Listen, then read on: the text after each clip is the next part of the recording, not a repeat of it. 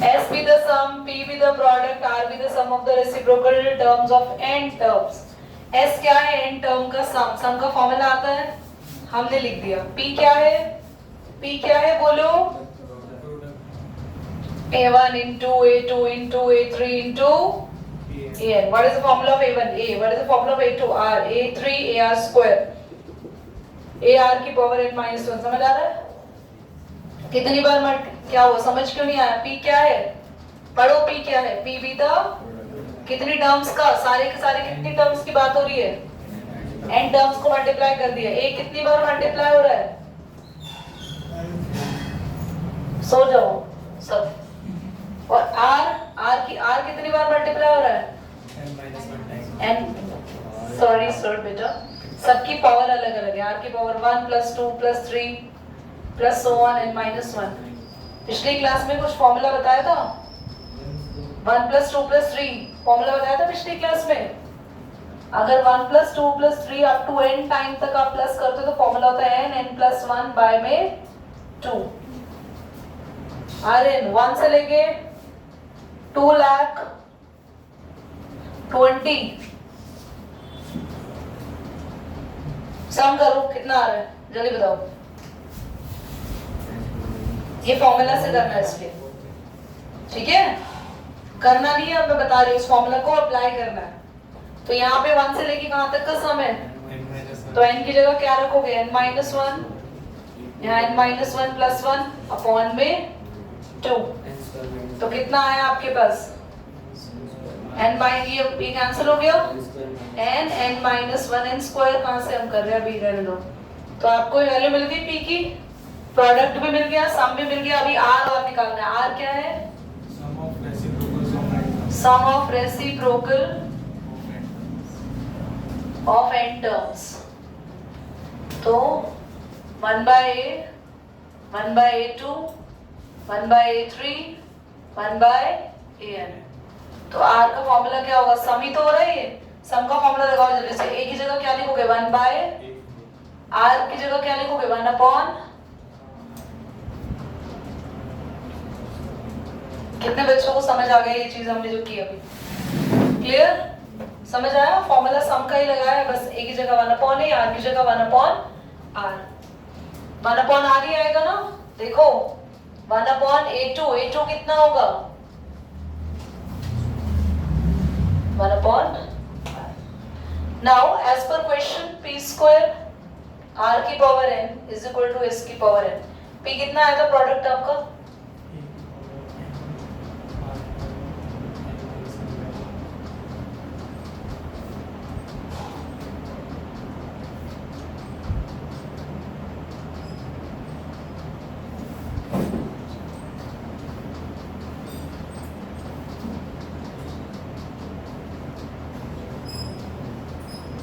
ये हमें लेकर आना है अभी, ठीक है? इन दोनों को मल्टीप्लाई करके ये. तुम लोग ना मैथ्स को ना सबसे पहले देखते ही डर जाते हो.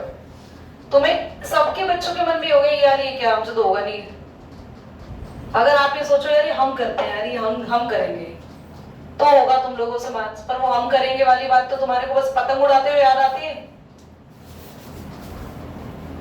पतंग तो उड़ाते हैं ना कई बच्चे, जैसे अबे पूरा दिन पतंग उड़ाता रहता है. इसने मुझे कभी नहीं बताया बेटा, कुछ चीजें हम आंखों में देख के समझ लेते हैं. और बताओ अगर पूरी क्लास को कोई पतंग नहीं उड़ा रहे तो पॉज करना. चलो अभी उड़ा रहे नहीं उड़ा रहे आजकल हाल फिलहाल. आते हैं बच्चों यहाँ पे. a की पावर n into 2 क्या लिखूं बोलो? 2n. बढ़िया. यहाँ पे 2 से 2 कैंसिल हो जाएगा, तो r की पावर आ गई n minus 1. यहाँ पे सॉल्व करेंगे बच्चों. देखो 1 अपॉन a की पावर n, इसको एलसीएम ले लो. 1 माइनस r की पावर n अपॉन. अब इसकी पावर भी n लिख दो, इस एलसीएम की पावर भी n लिख दो. देखो ये n सबकी पावर होगी ना. 1 अपॉन a की भी पावर बना दी, इसकी ये पावर बना दी. बच्चों प्लीज ध्यान से देखना, डिनोमिनेटर का एलसीएम ले लिया मैंने 1 माइनस r अपॉन r, और इसकी पावर भी. समझ में आ रहा है? a की पावर 2n और a की पावर n डिवाइड में है. माइनस कर दूं? कोई रोएगा तो नहीं देख के? रोने लग गए कहीं? a की पावर 2n और a की पावर n हमने माइनस कर दिया, बढ़िया। r की पावर n, n माइनस 1। अब यहाँ आ जाओ, ये 1 माइनस r की पावर n अपॉन में r n square, n into n square, multiply r की पावर n 1 माइनस r की पावर n। बहुत बढ़िया क्वेश्चन चल रहा है, कोई दिक्कत नहीं आ रही है। अब कुछ कैंसिल होने वाला है, ध्यान से देखना। 2n में से n गया, इसको क्या लिख सकते हो, n स्क्वायर माइनस n लिख दिया। 1 माइनस r की पावर n, 1 माइनस r की पावर n की पावर आनी चाहिए थी ना n। ये लगाना भूल गई मैं थोड़ा सा, इसको ब्रैकेट ना लगाओ। अब ठीक है बच्चे, r की पावर क्या है जल्दी बोलो, n स्क्वायर, और ऊपर पावर क्या है, नीचे अगर पावर लें कटेगा कुछ नहीं, माइनस होंगी पावर, डिवाइड हो रहे हैं, डिवाइड में है दोनों, पावर नीचे आ जाएगी तो क्या होगी, माइनस। कोई दिक्कत परेशानी, ठीक है। अब ये क्या कर देंगे हम लोग, यहाँ पे कैंसल, हमारा फाइनल आंसर आ चुका है। एक छोटा सा चेंज कर लो, सम को आप लोग यहाँ पे ना 1 माइनस लिख लो, प्रूफ करने में इजी हो जाएगा आपके लिए, जो आंसर आएगा ना उसके लिए। यश बहुत हंसी आ रही, तुम ये क्वेश्चन बोर्ड पे करोगे अब।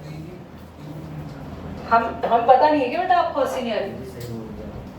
a की पावर n 1 माइनस r की पावर n, a की पावर n 1 माइनस r की पावर n अपॉन में ये बचा।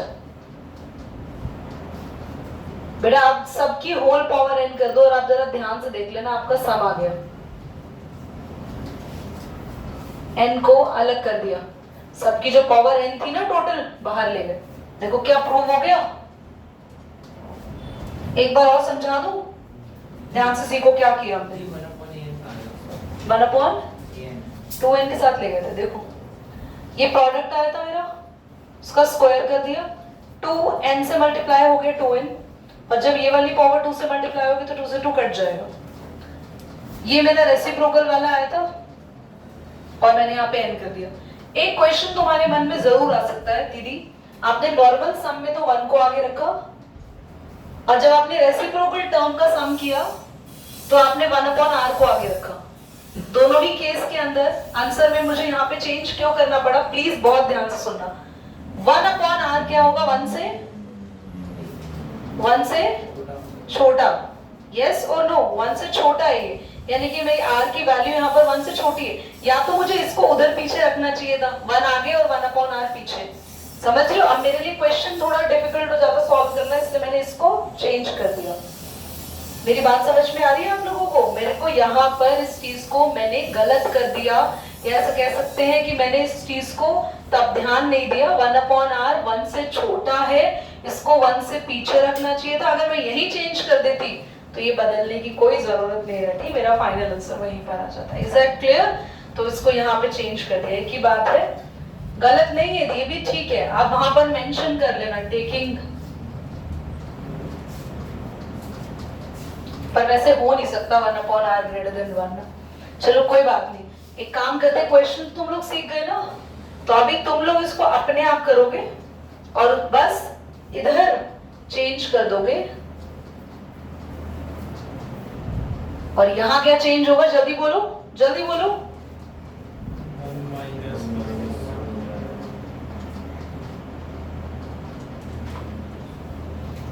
और करने में कोई प्रॉब्लम नहीं होगी, बहुत आसानी से सॉल्व हो रहा है। a की पावर n और 1 अपॉन a, यहाँ पे इसकी पावर n है, पर a की पावर n 2 से मल्टीप्लाई होगी 2n और n माइनस हो जाएगा 2n माइनस n। ये पावर आपस में हम लोग मल्टीप्लाई कर देंगे, लास्ट में ये मल्टीप्लाई होगी। यहाँ पर a की पावर n को हमने खत्म कर दिया क्योंकि हम 2n के पास ले गए, दोनों की पावर लगा दी n, इधर भी एलसीएम में दोनों की पावर n लगा दी और इसको उल्टा कर दिया, रेसिप्रोकल करके यहाँ लिख दिया। अब rn स्क्वायर और rn को हमने यहाँ साथ में लिख दिया पावर कंबाइन करके, क्योंकि जैसे ही पावर नीचे आएगी माइनस हो जाएगी, डिवाइड हो रहा है। rn स्क्वायर से -1 से rn स्क्वायर -1 कैंसिल हो गया। बस 3 काम करने हैं। पहला काम, ये फर्स्ट केस में n को 2 से मल्टीप्लाई करना है और 2 से 2 कैंसिल करना है, पहला काम। दूसरा काम a की पावर्स को एक साथ लेकर आना है। तीसरा काम रेसिप्रोकल करके ये दोनों पावर को कंबाइन करना है। जैसे ही कैंसिल करोगे आंसर रेडी है तुम्हारा। तो बस 3 काम हुए। क्या किया सबसे पहले, p की पावर को सेटल किया, दूसरा काम a की पावर सेटल किया, तीसरा काम रेसिप्रोकल करके rn की पावर को सेटल किया। बस खाली r की, बाकी को मत छेड़ना 1 माइनस r वाली चीज को। Is that clear? क्या खुद करोगे अभी इसको? करो। और आप नोट पर क्वेश्चन बोलो तना। If A, B, C, D are in GB, prove that ये भी नहीं करा तुम लोगों ने। ब्रैकेट में A की पावर n प्लस B की पावर n, B की पावर n प्लस C की पावर n, C की पावर n प्लस D की power n are in GB। करो बेटा, ये भी नहीं करा आप लोगों ने होमवर्क में। पूर्वी आपने तो पेपर भी नहीं चल रहे तो भी होमवर्क नहीं किया बेटा, क्यों? हाँ, आप चेक कर रही हैं कॉपीज।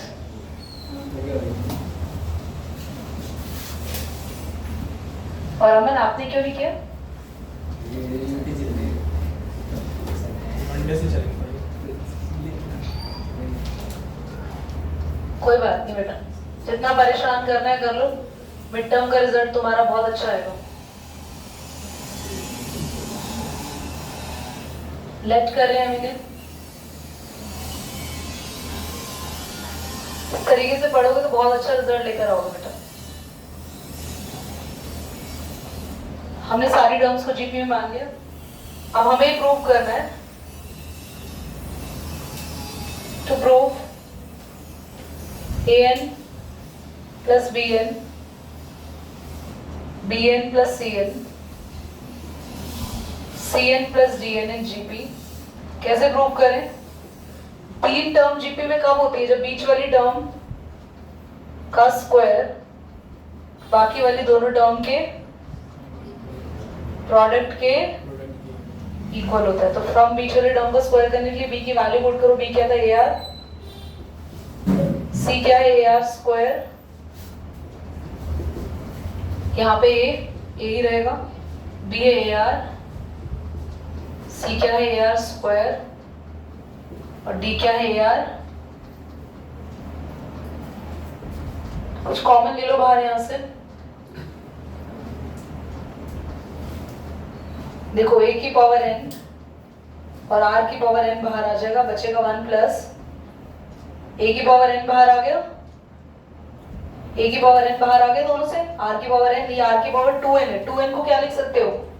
n plus n। तो r की पावर n बचेगा। समझ आ रहा है?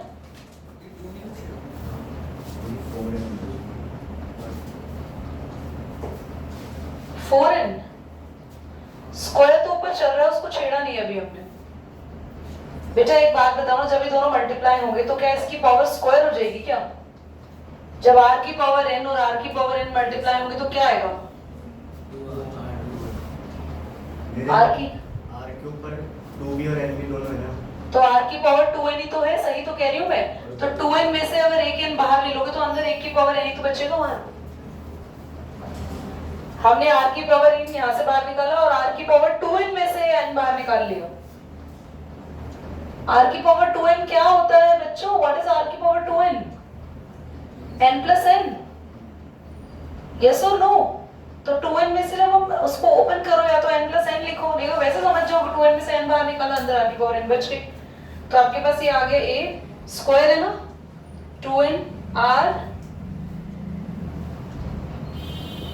चलो इसको भी देखो, क्या बाहर ले सकते हो? यहाँ से a की पावर n बचा 1 प्लस r की पावर n। यहाँ से क्या बाहर ले सकते हो बच्चों? a की पावर n और r की पावर 2n भी बाहर ले सकते हो। देख रहे हो? क्योंकि यहाँ पे 2n है और यहाँ क्या है? जल्दी बोलो। 3n। तो क्या बचेगा? 1 प्लस r की पावर n। तो an मल्टीप्लाई होगा तो क्या हो जाएगा? पावर ऐड हो जाएंगी 2n और r की पावर 2n, और ये 1 प्लस r की पावर n का होल क्या हो गया बोलो? हेंस जादू थोड़ी हो रहा, मैजिक देख रहे हैं अमन उछल रही है प्रूव होगी, तो बस हो गया ये, करो। x square minus 3x plus b is equal to 0 and c comma d Are the roots of x square minus 12x plus q is equal to 0 where a b c d form a gp. GP? Prove that P plus Q on P minus Q. q plus p ratio q minus p is equal to 17 ये तो मैं P plus Q बोल रही हूँ, हाँ is equal to 17/35. 17 ratio 15. ठीक है। हंस रहे हो तुम, कम से कम ये तो याद है कि क्वेश्चन कैसा है, तुम्हें तो कराने के बाद भी नहीं आता। A और B क्या है इसके? रूट्स है, निकालो बेटा sum of roots. Sum of roots क्या होता था, बोलो? Minus coefficient of A upon coefficient of minus b upon minus coefficient of x upon coefficient of x square. याद आया? yes तो A प्लस B कितना मिल गया हमें? 3। बढ़िया। प्रोडक्ट ऑफ रूट्स क्या होता है? c upon constant term upon coefficient of. तो ये हमारे पास एक और इक्वेशन आ गई, ये फर्स्ट सेकंड। देखो बच्चा, लेट कर लो ABCD, क्योंकि बोला है क्वेश्चन ने ABCD GP में है, तो A AR स्क्वायर बस ये तो A और B क्या है, जल्दी बोलो। AB A प्लस और A इंटू AR को समझ आ रहा है यहाँ तक? चलो अब इस C और D किसके रूट्स हैं? इसके ना, तो C प्लस D क्या होगा बोलो? plus 12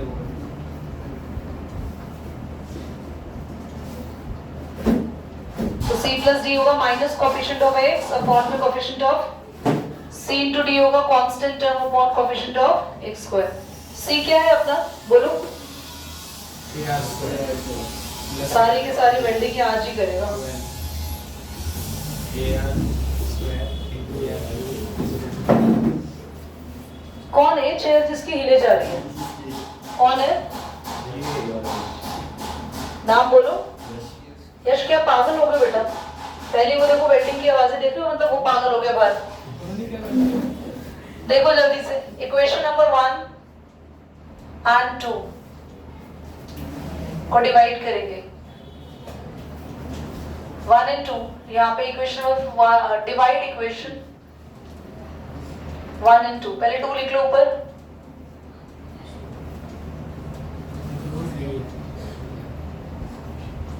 थर्ड एयर, हाँ ठीक है। और फर्स्ट है हमारी A प्लस एयर। कुछ समझ आया हमें क्वेश्चन में क्या कह रहे हैं? हमें क्वेश्चन कह रहे हैं ये दोनों इसके रूट्स हैं और ये दोनों, तो हमने 10th वाला sum of roots and product of roots का फॉर्मूला लगा दिया। उसके बाद बोला ABCD GP में है, तो हमने ABCD की वैल्यूज निकालकर यहाँ पर पुट भी कर दी। तो अब हम इनको क्या कर रहे हैं, आपस में डिवाइड कर रहे हैं। डिवाइड करने के बाद क्या होगा, देखो देखो ऊपर से AR कॉमन ले लो, क्या बचेगा? AR स्क्वायर कॉमन ले लो, बचेगा 1 प्लस R। यहाँ से A कॉमन ले लो, बचेगा 1 प्लस R। यहाँ 4 हो गया, A से A cancel, R square equal to 4। बेटा R की वैल्यू आ गई प्लस माइनस 4। बहुत बढ़िया।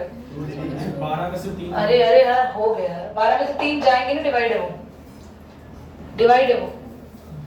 अब अगर हम R की वैल्यू यहाँ पुट करेंगे तो 2A की वैल्यू आ जाएगी when R plus 2 when R minus 2। तो इक्वेशन नंबर 1 आ जाएगी हमारी A plus AR। A common ले लो, 1 प्लस 2। A कितना आ गया 1। समझ में आ रही है बात? और हमने माइनस 2 पुट करना है।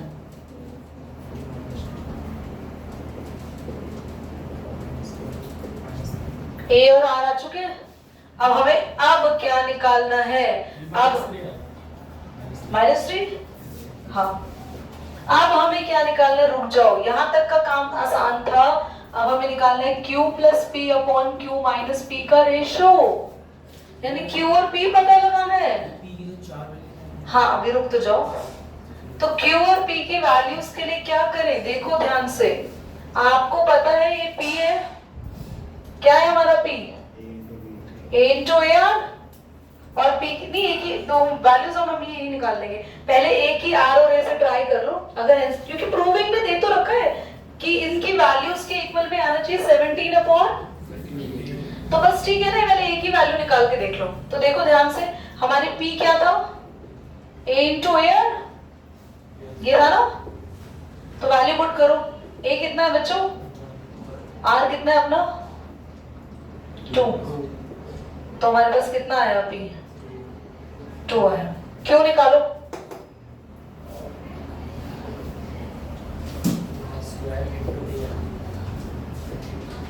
ये हमने कब कब कब निकाल रहे हैं पी और क्यों, हम कौन सी वैल्यू को लेके चल रहे हैं, ये लेके चल रहे हैं, ठीक है। ए हमारा 1 है, आर 2 है,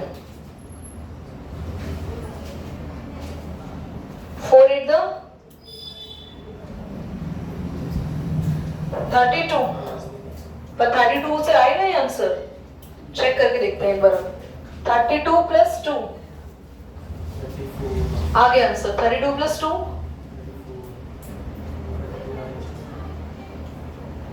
नहीं आ रहा, ये 15 नहीं है, आ गया आंसर, ये 51 नहीं है, 15 है। समझ आया क्वेश्चन, दूसरे एआर लेने की जरूरत भी नहीं, 2 मिनट देखो क्वेश्चन को समझो। ए और बी इक्वेशन के रूट्स है, सिंपल सी बात, हमने ए प्लस बी किया, सम ऑफ रूट किया, हमने प्रोडक्ट ऑफ रूट किया, हमने वैल्यू पुट कर दी ए बी की। क्यों वैल्यू ए, इधर देख लो, फिर तुम्हें थोड़ा थोड़ा आएगा, इधर देख लो, हमने ए बी की, हमसे ये नहीं बोलेगा, हमने ए और बी की वैल्यू रखी ए आर, यहाँ पे वैल्यू रखी ए और ए आर, वैल्यू रखने के बाद हमारे पास 2 इक्वेशन बन गई। ऐसे ही हम दूसरी इक्वेशन के पास गए, दूसरी इक्वेशन के रूट से सीओडी, सम ऑफ रूट किया, प्रोडक्ट ऑफ रूट किया, और सीओडी की भी कौन सी वैल्यू पुट करी, जीपी वाली वैल्यू, ठीक है, वैल्यूज रख दी हम लोगों ने सीओडी की भी। वैल्यूज रखने के बाद फर्स्ट और थर्ड इक्वेशन को डिवाइड करके सॉल्व किया, तो वहां से हमारा आर आ गया, और आर की दोनों वैल्यूज को हम लोगों ने फर्स्ट और थर्ड में से किसी भी एक में पुट कर दो। मैंने फर्स्ट में पुट किया, वहां से ए निकाल लिया, और ए और आर जब हमारे पास आ गए तो मुझे पी और क्यू निकालना था। मेरे पास दो ए आर आए हैं, तो दोनों में से मैंने पहले वाले को यूज किया, और मैंने यहाँ पुट करके पी निकाला, यहाँ पुट करके क्यू निकाला। फिर मुझे करना था Q plus P, Q minus P, equal आ गया। क्वेश्चन बहुत इजी है अगर आप ढंग से इसको समझो तो। एक क्वेश्चन और करेंगे, उसके बाद क्लास को ओवर करेंगे।